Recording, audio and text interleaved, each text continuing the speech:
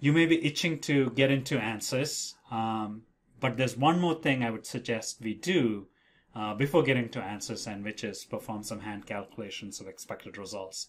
And I'll give you a little assignment here.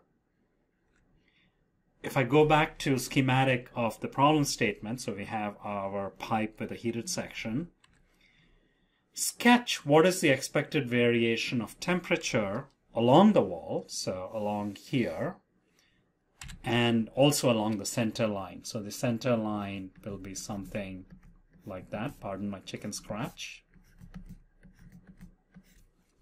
So you can draw axes like this. That's, on the vertical coordinate is a temperature, and on the horizontal, along the horizontal axis is the axial distance along the pipe. So Z is along here. So you can sketch in whatever variation, so something like that for the wall, then for the center line, say, these are not the actual variations, I'm just giving you an idea. And and you can also think about what is the expected variation of the mixed mean temperature along the pipe, for those of you who are familiar with the idea of the mixed mean temperature. So you might have,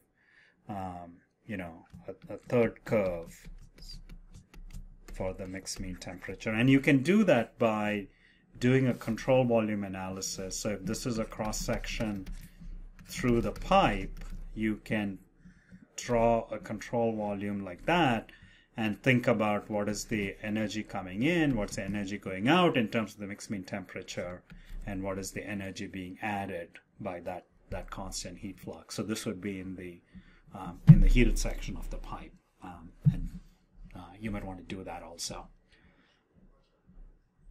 And once you've done that, you have really paid your dues, and you're really ready to get into ANSYS.